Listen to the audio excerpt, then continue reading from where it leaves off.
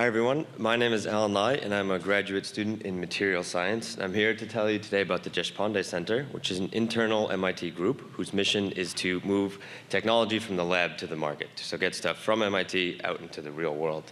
And they go about that in three different ways. One is by providing grants directly to PIs to do the primary research. Two, from mentoring, so they teach PIs and researchers like myself about the process of starting a company. And three is providing connections both inside MIT and also outside of MIT. And so far, the Deshpande Center has spun out 30 companies that have raised over $500 million. And so now to tell you a little bit about my research and my mission, what you see here is a small robotic dragonfly. And in order for this to fly, it has to flap its wings, right? And they typically do this by using small electric motors. But the problem and the real limitation here is they can't make these motors small enough.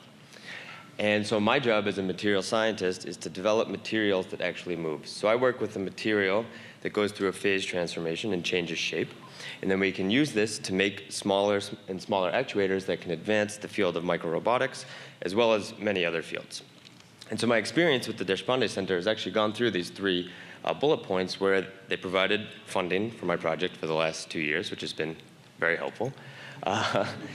We've had regular meetings and interactions with the MIT TLO to both manage our IP and develop an IP strategy, which is critical for a startup, and something that, as a graduate student, I don't really know a lot about, or I didn't beforehand.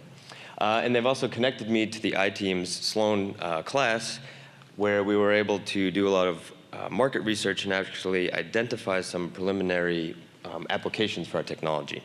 So my long-term goal now is to hopefully make my research be part of the spin-outs in the Deshpande Center. Thank you.